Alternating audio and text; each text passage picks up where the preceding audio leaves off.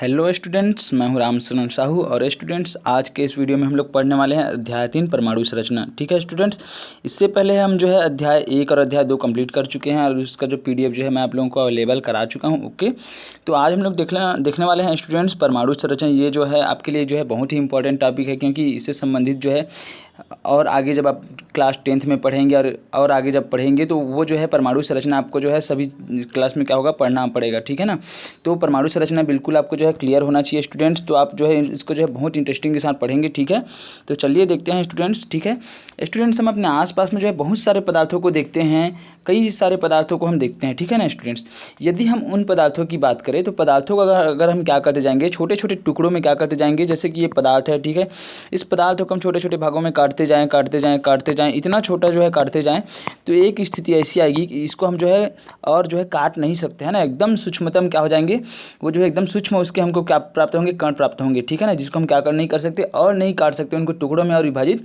नहीं कर सकते। ठीक है स्टूडेंट्स, समझ में आ रहा है। तो ये जो है सबसे क्या है, छोटी इकाई है किसी भी पदार्थ का। ठीक है, तो चलिए देखते हैं स्टूडेंट्स, ये जो कण जो है कितने होते हैं, है ना, किसी भी पदार्थ में कितने कण होते हैं। चलिए देखते हैं ना, ये इन कणों की संख्या जो है कितनी होती है। यदि हम बात करते हैं, जैसे कि हम क्या कि एक जो है एक यहाँ पर हम एक गिलास ले लेते हैं स्टूडेंट्स, और गिलास में जैसे कि पानी भरा है। ठीक है, अब हम गिलास में पानी भरा है और इसमें क्या करते हैं स्टूडेंट्स, 1 से 2 बूंद क्या कर देते हैं, 1 से 2 बूंद हम इसमें जो है डेटॉल डाल देते हैं। अब डेटॉल डालने के बाद हम क्या करते हैं स्टूडेंट्स, इसको सूंघ करके देखते हैं, इसमें से क्या होने लगती है, इसमें से जो है इसमें जो है गंध आने लगती है। या फिर हम एक बड़ा सा क्या लेते हैं, इसको छोड़िए, एक बड़ा सा हम क्या कर लेते हैं, बाल्टी ले लेते हैं, और बाल्टी लेने के बाद क्या कर देते हैं, उसमें पानी भरी हुई बाल्टी में अब इसमें हम क्या कर देते हैं, 1 से 2 बूंद क्या कर देते हैं स्टूडेंट्स, डेटॉल की जो है बूंदे डाल देते हैं। तो स्टूडेंट्स हम देखते हैं पानी से सभी तरफ से क्या होने लगती है, पानी से जो है उसकी जो है गंध आने लगती है। तो आखिर ऐसा होता क्या है, क्यों है स्टूडेंट्स, है ना, कुछ ना कुछ कारण होगा, इस कारण से होता है।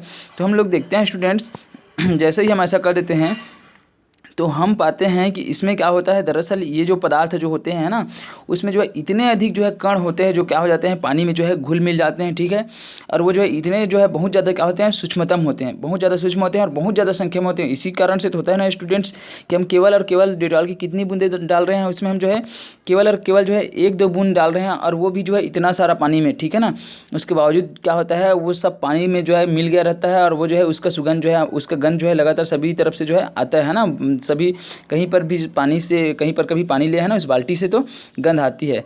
तो इससे हमको क्या पता चलता है स्टूडेंट्स कि उसमें जो है वो जो डेटॉल का अगर हम लोग देखते हैं उस पदार्थ को, तो उसमें जो है बहुत ज़्यादा संख्या में क्या है, कण है। ठीक है ना, और ये कण जो है बहुत ज़्यादा संख्या में होते हैं, और सबसे क्या होते हैं, ये सूक्ष्म कण होते हैं। ठीक है स्टूडेंट्स, तो वास्तव में वो जो सूक्ष्म कण जो होते हैं किसी भी पदार्थ के, ठीक है ना, वो जो है क्या होता है, वो सबसे ज़्यादा सूक्ष्म कण होता है, जिनको और जो हम क्या कर नहीं कर सकते, उसको और जो है तोड़ नहीं सकते, है ना, उनको और छोटे कणों में जो है विभाजित नहीं कर सकते स्टूडेंट्स। तो ये जो कण होते हैं वो जो है 2 प्रकार के होते हैं। कितने प्रकार के होते हैं स्टूडेंट्स, 2 प्रकार के। एक होते हैं अणु और दूसरा क्या होता है, परमाणु। ठीक है ना, एक होता है अणु और दूसरा क्या होता है स्टूडेंट्स, परमाणु। और परमाणु जो है ये जो है सबसे क्या होता है, इसी को, ये जो है सबसे छोटा कण है, इसको हम बोलते हैं, इसी को हम जो है परमाणु जो है एक आधारभूत कण है। क्या है, आधारभूत कण, मतलब बुनियादी कण, मतलब सबसे छोटा कण। ठीक है, और यही परमाणु क्या होते हैं, जब आपस में जब जुड़ते हैं तो क्या बना लेते हैं स्टूडेंट्स, अणु बना लेते हैं। क्या बना लेते हैं, अणु बना लेते हैं स्टूडेंट्स, है ना। और अणु से फिर क्या बनता है, पदार्थ बनता है, कोई भी पदार्थ बनता है। समझ में आ रहा है। तो ये था क्या स्टूडेंट्स कि कोई भी पदार्थ जो होता है किससे बना होता है, परमाणु से बना होता है। और परमाणु जब आपस में क्या करते हैं, जुड़ते हैं आपस में, तो क्या बनता है स्टूडेंट्स, ये जो है परमाणु आपस में जुड़ते हैं तो अणु बनते हैं, और अणु से फिर क्या बनते हैं स्टूडेंट्स, यौगिक बनते हैं। क्या बनते हैं, यौगिक। और यौगिक से फिर क्या बनते हैं स्टूडेंट्स, मतलब कोई भी पदार्थ जो है वो उनका निर्माण होता है। ठीक है ना, समझ में आ रहा है स्टूडेंट्स। तो ये यहाँ तक समझ में आया कि परमाणु क्या है, जो है परमाणु जो है सबसे सूक्ष्मतम कण है किसी भी पदार्थ का। ओके स्टूडेंट्स, उसके बाद हम लोग देखेंगे स्टूडेंट्स, हमारा जो अगला जो टॉपिक है, परमाणु की कहानी कितनी नई कितनी पुरानी, है ना। तो परमाणु की जो कहानी है स्टूडेंट्स बहुत ही रोचक है ना। और ये जो है कैसे जो है परमाणुओं की खोज की, कैसे जो है लोग सोच पाए कि ये जो है कोई भी पदार्थ परमाणुओं से बना होता है, क्योंकि उस समय तो किसी प्रकार से जो है सूक्ष्मदर्शी की या फिर कोई भी ऐसे वैज्ञानिक उपकरणों की खोज नहीं हो पाई थी, है ना।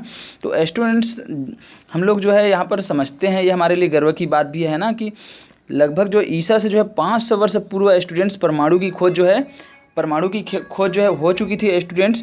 क्योंकि उस समय जो है हमारे भारत के एक जो है महान जो है दार्शनिक थे, ठीक है, जिनका नाम था, क्या था, महर्षि कणाद। क्या था, महर्षि कणाद थे स्टूडेंट्स। वो जो है सबसे पहले क्या किए थे, वो जो है जो महर्षि जो कणाद थे, उन्होंने जो है सबसे पहले जो है पदार्थों को, ठीक है ना, उनको जो है विभाजित किया था और उन्होंने बताया था कि जैसे जैसे हम क्या करते जाए पदार्थों को जो है विभाजित करते जाएँ तो हम जो है छोटे छोटे कण प्राप्त होते जाएंगे और अंत में जो है ऐसी एक स्थिति ऐसी आएगी जब हम उस कण को जो है पुनः जो है विभाजित नहीं कर सकते। और उसी कण को स्टूडेंट्स उन्होंने जो सूक्ष्मतम जो कण है ना, जो सूक्ष्मतम कण था जो अविभाज्य था, उनको जो है उन्होंने क्या नाम दिया स्टूडेंट्स, परमाणु नाम दिया। क्या नाम दिया? परमाणु, ठीक है ना स्टूडेंट्स। तो सबसे पहले जो है परमाणु की जो खोज करता थे वो हमारे एक भारतीय दार्शनिक थे, महर्षि कणाद, ठीक है ना स्टूडेंट्स। किंतु होता क्या है, जो हमारे जो महर्षि कणाद थे उन्होंने जो है इसको लिखित रूप में जो है इसको जो है नहीं रख पाए, केवल क्या किए थे, केवल बोले बस थे, है ना, केवल जो है वो जो है व्याख्यान किए थे, बोले बस थे और उनको जो है लिखित रूप में नहीं रख पाए। इस कारण से क्या हुआ स्टूडेंट्स, उनके जो ये सिद्धांत था उनको जो है मान्यता नहीं मिली और उसी के आधार पर जो बाकी जो अंग्रेज थे वो क्या किए, अपना सिद्धांत दिया और वो क्या कर दिए, उसको लिखित रूप में दे दिए। और इस प्रकार से क्या हुआ, जो चीज़ जो है हमारे यहाँ के दार्शनिक दिए थे उसको जो है कौन दे दिया, वैज्ञानिक लोग, जो विदेशी लोग थे, है ना, अंग्रेज लोग थे, वो दे दिए और उनकी जो सिद्धांत थी उन लोग लिखित रूप में दिए। इस कारण से उनको क्या मिली, मान्यता मिली, ठीक है ना स्टूडेंट्स। तो उसके बाद हम लोग देखते हैं स्टूडेंट्स, उसके बाद हम लोग देखते हैं, है ना, ये जो थे महर्षि कणाद थे, उसके बाद आया स्टूडेंट्स ल्यूक्रेशियस, है ना, ये भी आया। उसके बाद जो है एक अंतिम जो वैज्ञानिक आता है स्टूडेंट्स, ठीक है ना, एक अंतिम जो वैज्ञानिक आता है उनका नाम था डाल्टन, है ना, जॉन डाल्टन। ये जो है हमारे लिए क्या है, इंपॉर्टेंट है, ठीक है। तो जॉन डाल्टन आते हैं और जॉन डाल्टन जो है उन्होंने क्या किया, अपना परमाणु सिद्धांत दिया स्टूडेंट्स। और परमाणु सिद्धांत दिया, अपनी एक बुक, उन्होंने बुक लिखी जिसमें a new system of chemical philosophy student, ठीक है ना, इसके रूप में उनका बुक प्रकाशित हुआ परमाणु सिद्धांत के बारे में। और वो जो है अपने जो सिद्धांत को लिखित रूप में क्या किए, प्रस्तुत किए स्टूडेंट्स, ठीक है ना। क्योंकि अभी तक जो आधुनिक समय में क्या हो रहा था, हम लोग यहाँ पर देखते हैं कि कोई भी क्या होता है, कुछ भी जो कोई भी सिद्धांत जब आता है तो उनके बारे में जो है एकदम से क्या होता है, आधुनिक परख के अनुसार क्या होता है, एक निश्चित सिद्धांत के तहत उनको जो है मान्यता मिलती है, ठीक है ना स्टूडेंट्स। तो यहाँ पर उन्होंने क्या किया, जो जॉन डाल्टन थे उन्होंने क्या किया, अपना जो है परमाणु सिद्धांत दिया लिखित रूप में। तो उनके जो सिद्धांत थे उनको क्या किया गया, उनको जो है उनके सिद्धांत को मान्यता मिली स्टूडेंट्स।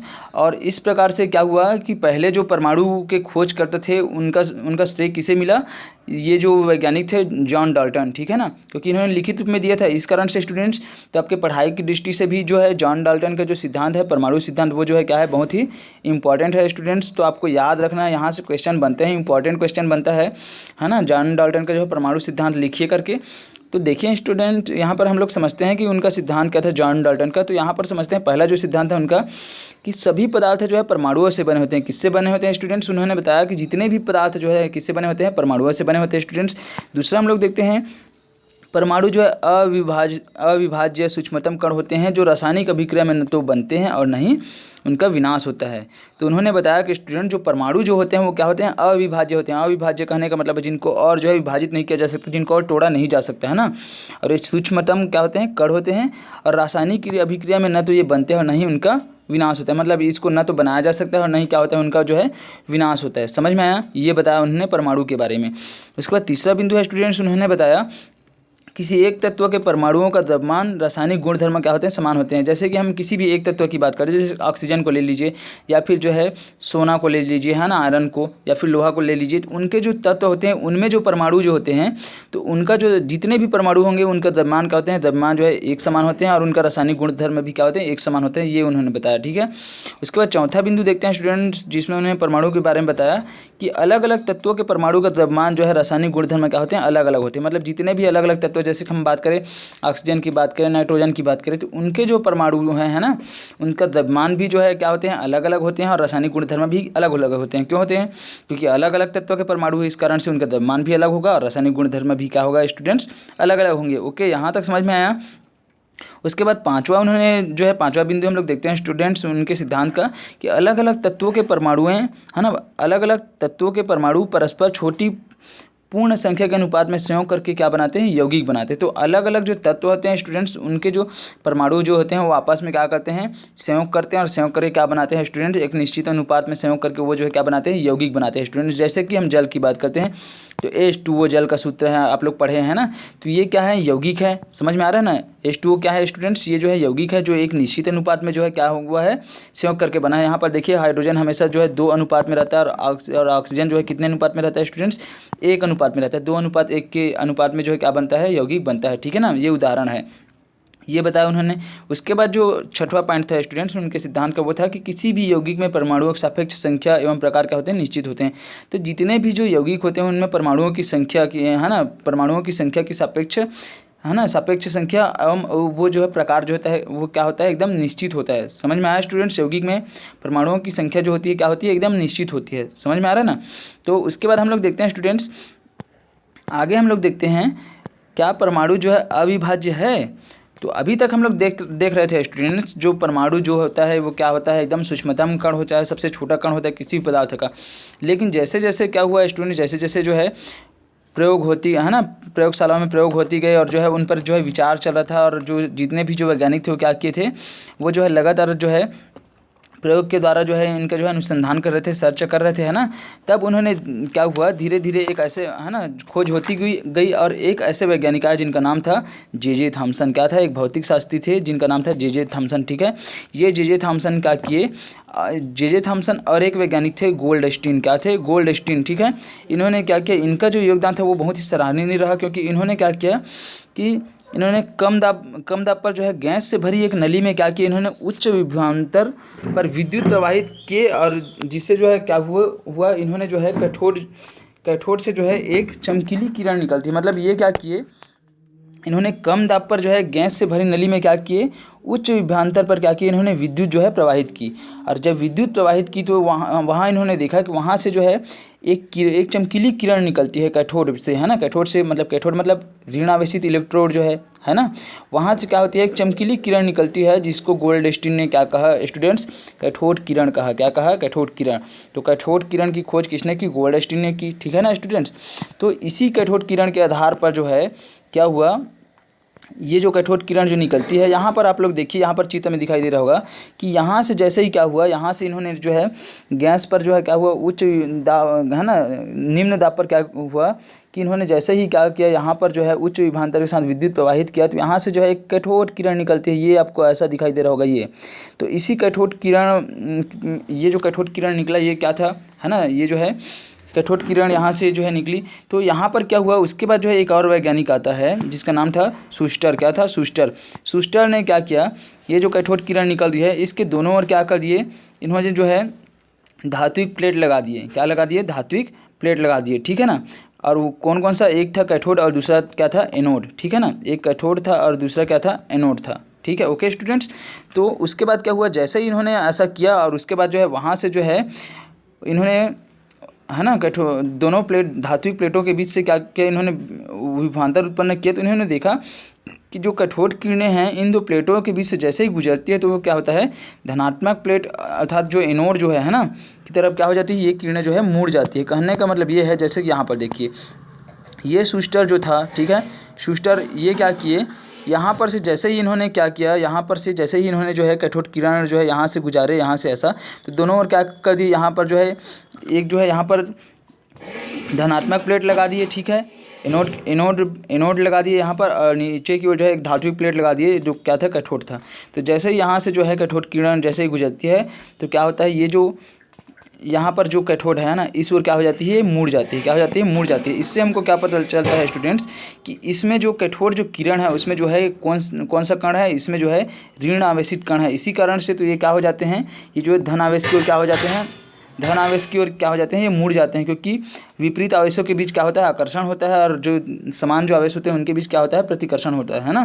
तो इसी कारण से ये जो यहाँ से जो कैथोड किरण गुजर रही थी तो उसमें जो कण है वो क्या हो जाते हैं, वो जो है धन आवेश की ओर, क्योंकि ये ऋण आवेश है ना, धन आवेश की ओर गुजरते हैं, धन आवेश की ओर मुड़ जाते हैं। इसी कारण से क्या होता है, ये जो कण है जो प्राप्त हुआ हमको कैसा कण था, वो जो है जो कैथोड किरण जो है वो ऋण आवेशित कणों से क्या होता है, बनी होती है। ये हमको पता चला स्टूडेंट्स, ठीक है। उसके बाद आगे देखते हैं स्टूडेंट्स, यहाँ पर जो है और आगे जाकर जो थॉमसन जो था, है ना, जो थॉमसन जो वैज्ञानिक था, उन्होंने जो है ये जो ऋण आवेशित कण हैं उनका द्रव्यमान और आवेश दोनों की क्या किए, उन्होंने गणना की, ठीक है। और उन्होंने बताया कि कठोर जो होता है, चाहे किसी भी पदार्थ का बना हो, उससे जो निकलने वाली कठोर किरणों की, है ना, जो किरण की जो कणों की जो प्रकृति जो होती है वो कैसी होती है, एक समान रहती है। और उन्होंने इस कण को इलेक्ट्रॉन कहा। क्या कहा स्टूडेंट्स? इस कण को जो है उन्होंने इलेक्ट्रॉन कहा, जिस पर क्या होता है, ऋण आवेश होता है। और इस प्रकार से उन्होंने जो है क्या किया, एक जो है जो परमाणु जो होता है उसमें जो है एक कण की खोज की, जिनका नाम था क्या था, इलेक्ट्रॉन, ठीक है। उन्होंने इस कण को जो है, इस ऋण आवेश कण को जो है इलेक्ट्रॉन नाम दिया। और इस प्रकार से जो है इलेक्ट्रॉन की क्या हुई, खोज हुई, ठीक है ना। और इसका श्रेय किसे गया? इसका श्रेय जो है जे थॉमसन को गया। Okay students. और इस प्रकार से चली आ रही जो परमाणु जो होता है अविभाज्य होता है, उनको इन्होंने क्या कर दिया, उसको जो है फेल्ड कर दिया। और उसके आधार पर उन्होंने क्या किया, उसको चुनौती दिया और बताया जे थॉमसन ने कि जो परमाणु जो होता है वो अविभाज्य नहीं है, बल्कि उसमें क्या होते हैं, उसमें और सूक्ष्म कण होते हैं। तो इन्होंने यहाँ पर इलेक्ट्रॉन को खोज करके जो है ये जो है सफलता प्राप्त की। Okay students. और इसी के कारण से उनको जो है 1906 में जो है क्या हुआ, भौतिक शास्त्र के क्षेत्र में उनको जो है 1906 में नोबेल पुरस्कार जो है प्राप्त हुआ, ठीक है स्टूडेंट्स। उसके बाद स्टूडेंट्स आगे जो है गोल्डस्टीन और केनॉल की, है ना, एक और वैज्ञानिक आते हैं गोल्डस्टीन। कौन से वैज्ञानिक आते हैं स्टूडेंट्स? गोल्डस्टीन। और गोल्डस्टीन ने जो है इन्होंने जो है कैथोड किरण की, है ना, जब कैथोड किरण की खोज हुई तो उसी समय इन्होंने 1886 में स्टूडेंट गोल्डस्टीन ने जो है धन आवेशित किरणों की भी क्या कर ली, इन्होंने खोज कर ली। और जिसे इन्होंने जो है एनोड या फिर क्या कहा, केनोल किरण बोला, ठीक है ना। और गोल्डस्टीन के प्रयोग के आधार पर ही उन्होंने उनके अवलोकन से स्पष्ट हुआ कि जो केनोल किरणें जो होती है वो क्या होती है, वो धन आवेशित कणों से क्या होती है, बनी होती है, ठीक है ना। और उनकी प्रकृति जो है, जो ट्यूब में जो गैस भरी है उस पर क्या करती है, निर्भर करती है, ये इन्होंने बताया, ठीक है। और इसके साथ साथ उन्होंने ये पाया स्टूडेंट्स, ये जो कैथोड जो केनोल किरण था उसमें उन्होंने ये पाया कि एनोड किरण का आवेश जो है ना, जो एनोड किरण जो है उनका आवेश जो है, आवेश और द्रव्यमान क्या था, अलग अलग था। और ये ऐसा क्यों प्राप्त हो रहा था? इसलिए प्राप्त हो रहा था क्योंकि ये जो किरण जो ट्यूब में भरी जो गैस है ना, उसके आयनीकरण से क्या हो रही थी, उत्पन्न हो रही थी, इस कारण से स्टूडेंट, ठीक है। इस प्रकार से उन्होंने क्या किया, यहाँ पर जो है गोल्डस्टीन जो है वो जो है केनॉल किरण के माध्यम से जो है ये बता पाए कि जो कैथोड किरण जो उत्पन्न हो रही है, ठीक है ना, वहाँ पर क्या है, वहाँ पर जो है उसमें से जो है धन आवेशित कण भी क्या है वहाँ पर, मतलब वहाँ पर इन्होंने धन आवेशित कणों की खोज की। तो इससे ये पता चला कि जो परमाणु जो होते हैं उसमें केवल जो है इलेक्ट्रॉन के अलावा जो है कुछ और कण होते हैं जो कैसे होते हैं, धन आवेशित होते हैं। Okay students. और इस तरह से उन्होंने क्या किया, केनॉल किरण की खोज की, जिससे जो है उन्होंने बताया कि परमाणु की प्रकृति जो है उदासीन प्रकृति की क्या किया, इन्होंने व्याख्या किया। Okay students.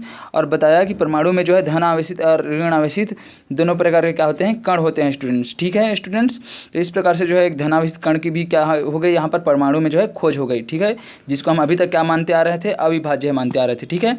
उसके बाद आगे देखते हैं स्टूडेंट्स, यहाँ पर जो है आगे जो है थॉमसन का परमाणु मॉडल, ठीक है। तो थॉमसन का परमाणु मॉडल जो है बहुत ही इंपॉर्टेंट क्वेश्चन बनता है, यहाँ से भी थॉमसन का परमाणु मॉडल इंपॉर्टेंट टॉपिक है स्टूडेंट्स।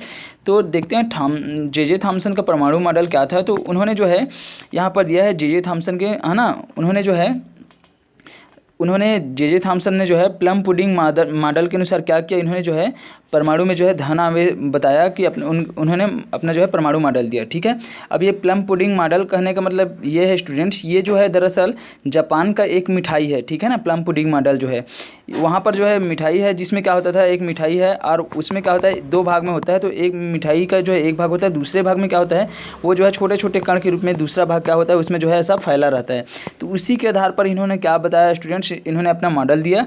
और इसी को यदि हम जो है, जिसमें इन्होंने बताया कि इस मॉडल में क्या होता है, जो परमाणु होता है उसमें जो है ये जो बाकी जो भाग जो है जो फैला रहता है, ये भाग जो है चारों तरफ फैला रहता है, इसमें क्या होता है, ये धनावेश के रूप में धनावेश होता है। और इसी बीच बीच में क्या होता है, छोटे छोटे ऐसा कण के रूप में जो है बीच बीच में धंसे रहते हैं। कौन धंसे रहते हैं, इलेक्ट्रॉन धंसे रहते हैं, ये बताया इन्होंने। और उसी को हम लोग अगर अपने भारत की बात करते हैं ना, तो यहाँ अगर हम लोग देखते हैं तो ये जो है हम तरबूज के मॉडल के अनुसार हम परमाणु संरचना को तरबूज के उदाहरण के द्वारा समझ सकते हैं। जैसे कि तरबूज को अगर हम काटते हैं तो देखते हैं स्टूडेंट्स चारों तरफ ऐसा जो है है अगर हम देखते हैं तो यहाँ पर क्या होता है, पूरा लाल लाल होता है। उसके बाद उसी में जो है तरबूज के बीच जो है काले काले रंग की जो है ऐसा जो है क्या होता है, यहाँ पर जो है धसे रहते हैं। तो ये क्या है स्टूडेंट्स, ऐसा जो है परमाणु मॉडल होता है। ठीक है, किसके अनुसार, जो है थॉमसन का जो है जे थॉमसन के परमाणु मॉडल के अनुसार। ठीक है स्टूडेंट्स, तो इस प्रकार से क्या होता है, इन्होंने जो है क्या बताया कि परमाणु मॉडल जो है ऐसा होता है, मतलब परमाणु जो है वो जो है उनका जो है मॉडल ऐसा था। ठीक है, समझ में आया स्टूडेंट्स। तो अब इसके बाद हम लोग देखते हैं कि परमाणु में क्या होता है, ऋणात्मक और ऋणात्मक और धनात्मक जो दोनों आवेश जो है परिमाण में क्या होते हैं, समान होते हैं। और इसी कारण से क्या होता है स्टूडेंट, जो परमाणु जो होता है वैद्युत रूप से क्या होते हैं, उदासीन होते हैं, क्योंकि इसमें धनावेश भी है ऋणावेश भी है, जो आपस में एक दूसरे के आवेश को क्या कर देते हैं, उदासीन कर देते हैं। समझ में आया स्टूडेंट्स, यहाँ तक समझ में आया स्टूडेंट्स। तो इसके बाद जो नेक्स्ट टॉपिक है अल्फा कण प्रकीर्णन प्रयोग और रदरफोर्ड का परमाणुवाद, इसको जो है हम नेक्स्ट क्लास में पढ़ेंगे स्टूडेंट्स।